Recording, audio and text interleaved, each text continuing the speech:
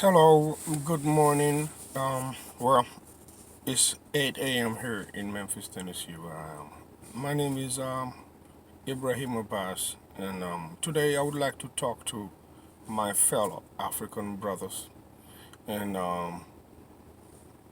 share this little opinion that I have about the situation that we're encountering all over Africa and the Caribbeans and some of the Pacific islands, mostly where they have melanated population.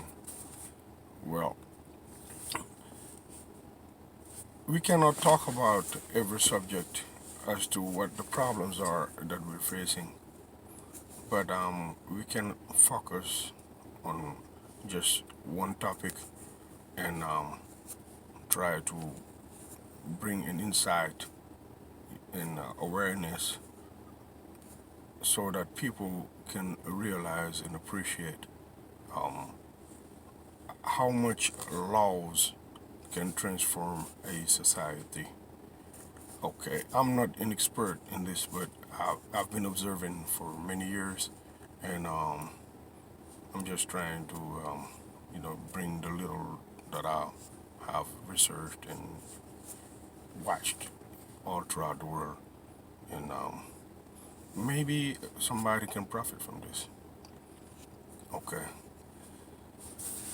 I was watching this morning. I was reading up on Facebook, and one of the brothers was explaining how the situation is going in Dakar as far as the sanity and the transportation chaos and the fact that the roads are filthy and we have dirt everywhere in Dakar and all throughout many major cities in Africa. And also, the transportation system is broken because we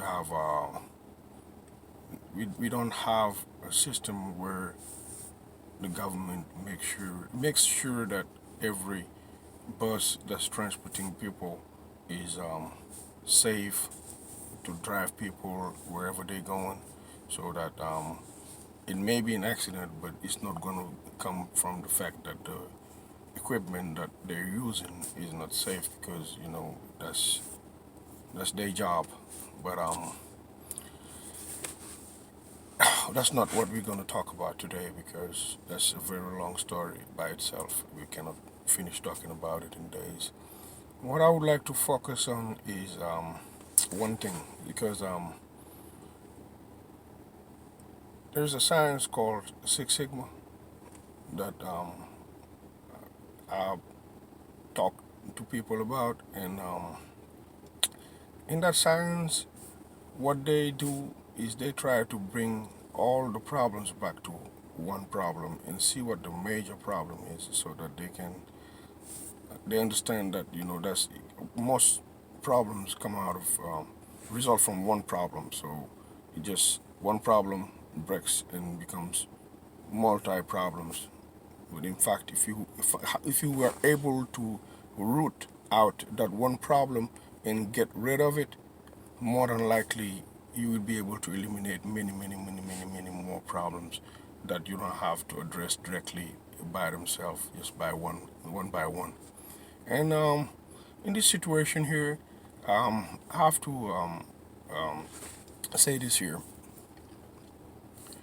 I believe that the laws and the justice system is broken, and I also believe that it can be fixed. And it's broken in many parts of Africa. And the reason being, see, when we go back into history and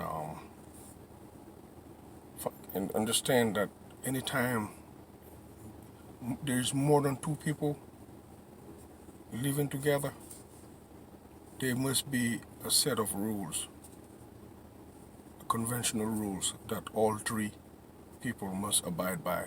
That way they can keep peace. Okay. The more people there is, the more regulations there's going to be, because the more people are going to do things that nobody never thought about or never predicted and put into law, because the laws are written by people and they're written according to the situations that happen. Okay, a lot of times they pre-write laws because they already kind of have an idea about a lot of things that are going on, but they cannot predict what's going to happen in the future. And every time something new happens in the future, they must make a new law so that it can cover that kind of situation. Okay. Now,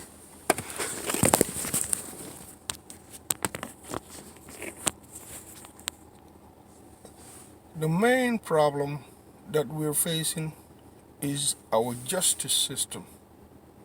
If we're able to fix our justice system all around Africa, I believe corruption will reduce greatly, because corruption kills 5 times more than AIDS in Africa. 5 times more than AIDS every year, corruption kills. And you cannot imagine how much corruption kills. It's on every level. I mean, however you think of it, corruption is killing and assassinating people. Okay. Now, here's the thing, the justice system is broken.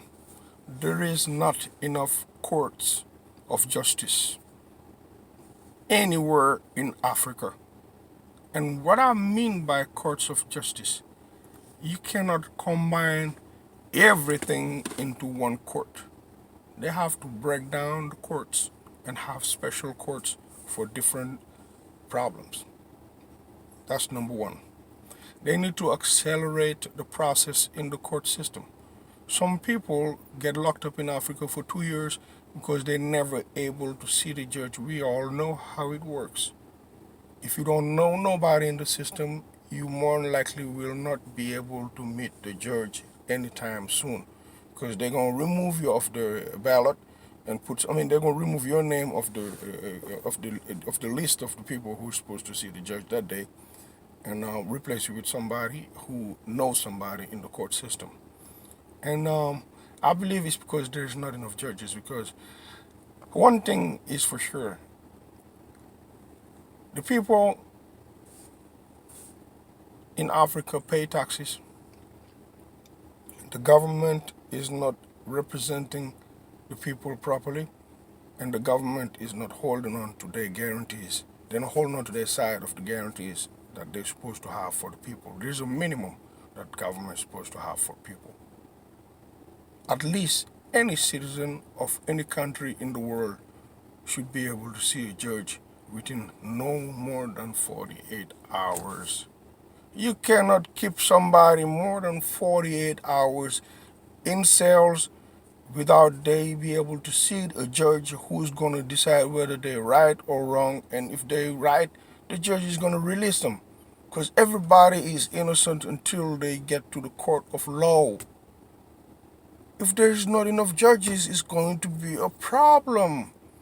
It need to be enough judges so that if your dog fights somebody else's dog, you're still going to court because it's your right. That's a human right. That's the most basic human right, is to be able to go to court. And the judges, if there is enough judges and the court is structured such way that corruption is addressed properly, it's not gonna be that easy to get away with whatever you want. And when people piss on the street, they gotta go see a judge, because it's gonna be enough law enforcement that's gonna respectfully arrest them or give them a ticket or whatever the conventional law is in the region. I cannot predict what law people are gonna use. The people are gonna have to make their own laws. But still, whoever commits a crime, whether they make the roads dirty or they drive an equipment that's not decent enough to carry people, I mean, whatever it is, we need laws, because when there is enough lawsuits, it's going to be changes. But until then, the people can expect and talk all day and try to vandalize or fight on the streets. It's not going to be any changes. The only way to bring about changes in 2019 is through the court system. If we're not happy with Bolloré or we're not happy with whoever it is, we don't just talk about it while we're drinking tea. No, we need to do something about it. All these associations we have here in the United States, in France, in everywhere in the world that Africans organize, we mostly focus on soccer and partying and eating. Cook a lot of lamb and goat, and everybody come and eat. And that's not gonna get us nowhere. See, the smart societies, what they do, from what I've seen, because I have a lot of friends, and I get to meet a lot of people, and I pretty much know what they do. They use the court system, and they use Congress, and they use Senate, and they use everywhere they can. They write letters, and they write letters and they get signatures, and they file lawsuits together. See, those lawsuits bring about transformation. If there is a corrupt official that you're not happy with, you file a lawsuit against them. And if that lawsuit doesn't fall through that court, you go to the next level. Somebody will listen to you.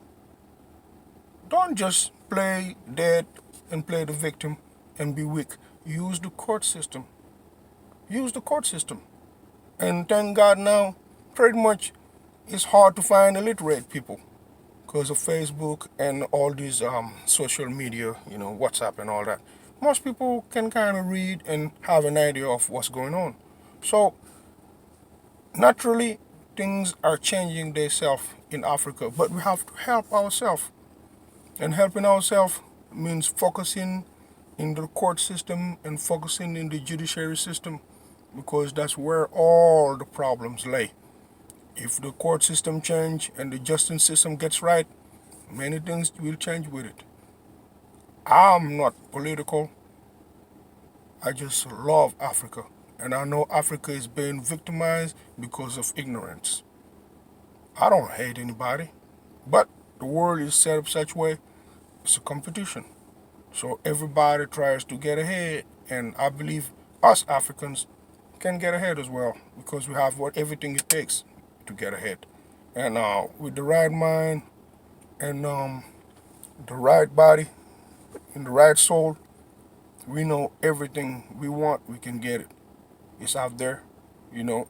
I actually really, really encourage the young people to go into entrepreneurship and do their own thing, because it will get you what you want. But at the same time, education is the key.